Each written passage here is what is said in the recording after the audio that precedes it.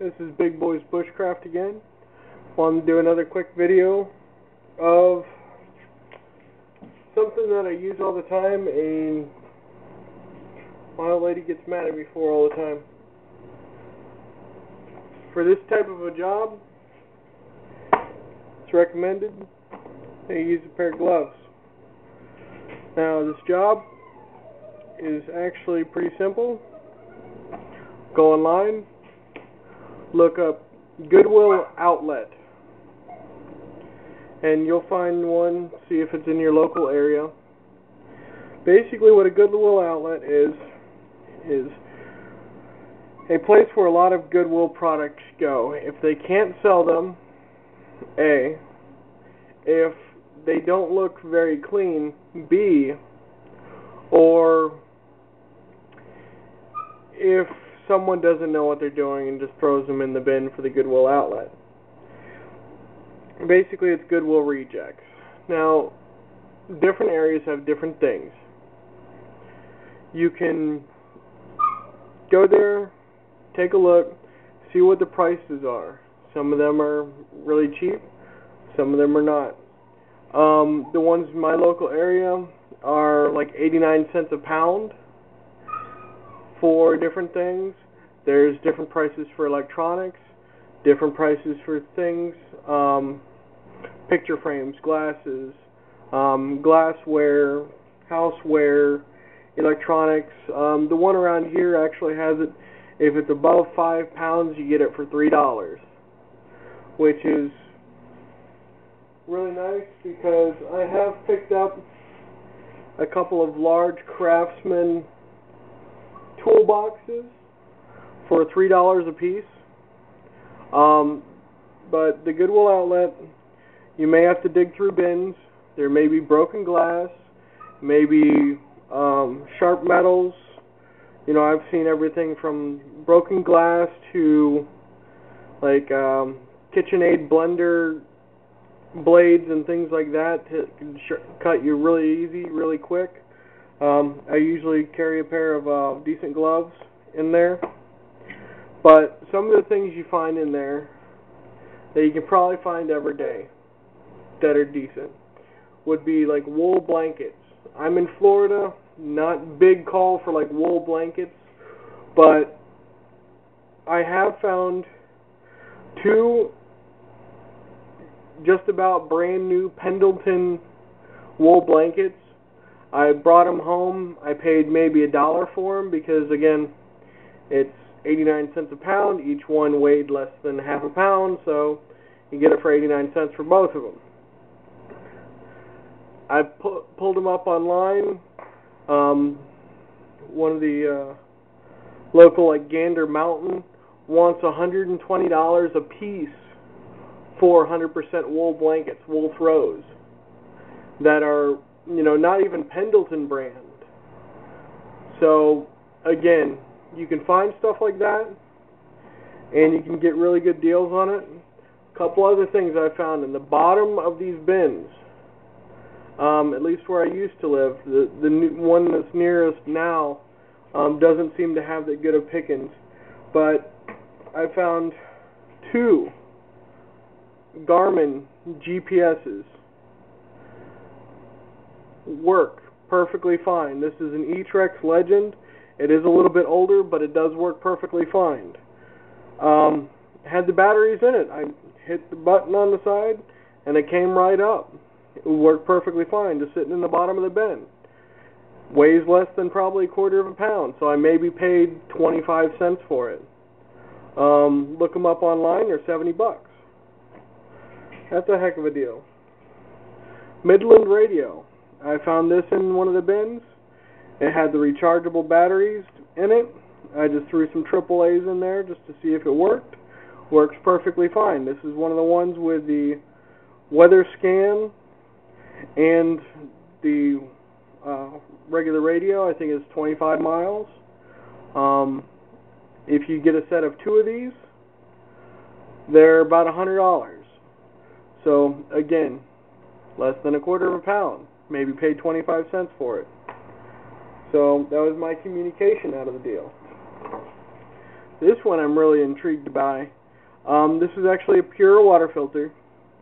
It's basically a Katadyn water filter. Takes the same filters that a Katadyn does. This was the first model that they had. Again, purchased this at Goodwill Outlet. Had the hoses and everything that came with it. I've already taken the filter out. The filter's brand new. Looks like it was never used. Has a filter and everything. The hoses and everything. Again, maybe half a pound. I maybe paid 50 cents for it. So you got 50 cents, 50 cents and 50 cents. That's $1. And there's probably $250 worth of equipment that I got for $1. You're not going to get these deals every day. But I have found things like copper bottom cooking pots for bushcraft, for, boiling water and things like that. Another thing I have been pulling up that I keep finding in there are Nalgene bottles, 32-ounce and 40-ounce bottles. I've got probably 10 or 15 of those. Again, they cost maybe 10 cents a piece. If you go to Gander Mountain, you go to Bass Pro, you're going to be looking at spending $10, $15, $20 a piece on them. So, again,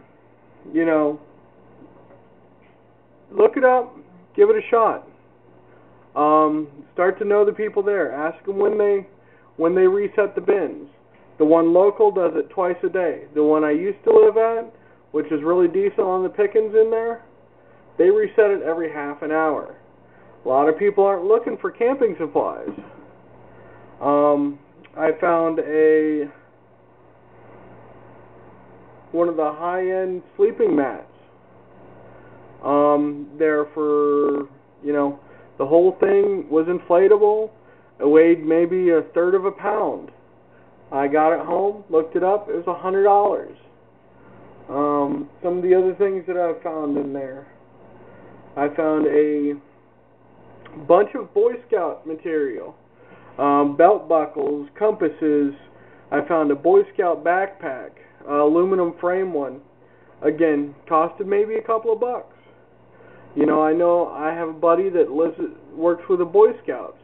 I gave it all to him. I'm like, if you got a kid that's struggling in the Boy Scouts and, they need a belt buckle, why would you go there and pay $15, $20 for a belt buckle? Here's one, give it to them. Even if it's a backup, it's something that they would be able to use.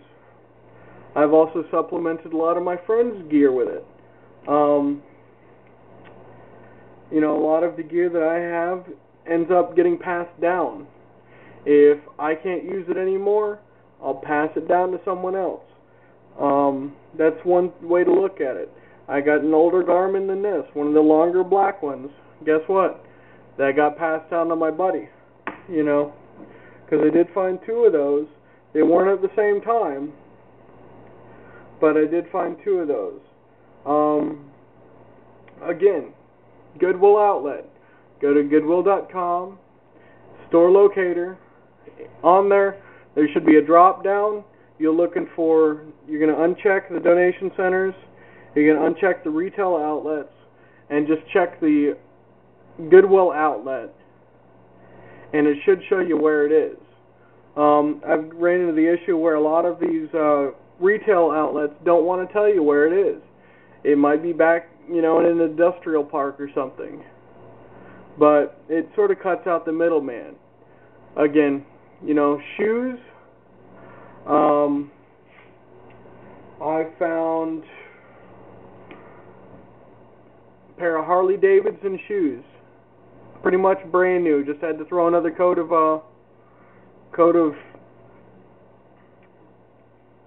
wax over them, some of the shoe polish, and they were good to go. I got those in there in my size. I found a pair of redhead camouflage boots. I passed those down to my buddy. Found a pair of Bates boots, the desert tan ones. Passed those down to my buddy as they were size 11.5 and I couldn't use them. Found a pair of Danner patrol boots for the police force, and those were pretty good condition as well. And I passed those down to a friend as well that didn't have any boots. So again, you can find things like that. I was finding a lot of BDU shirts, pants, things like that. Found an M65 jacket for like a large. I'm not a large, I'm quite a bit bigger than that. But again, it's things that if you have a group, you have a prepper group, you have friends, that do go out hunting, it might only cost you a quarter, it might only cost you 50 cents. Pass it along. The boots, I was paying $1.29 a pound. Okay, the Bates boots cost me $5. Well, $5 for a pair of $200 boots isn't bad. The Danner boots, $288. I checked them when I got home. I was surprised. I've never paid for expensive boots like that. The Bates boots that I have of my own, I actually got off Policegear.com or LAPolicegear.com. You can actually go on there. They have closeouts all the time. Another site I suggest. So take a look around. If you have one near you, a lot of people don't know it. When I was selling things on eBay, that's where I was getting some of my merchandise. Take a look and see what you can find. If it's not for you, maybe it's someone else. So share the wealth. Good luck. Thank you for tuning in to Big Boys Bushcraft. Thank you.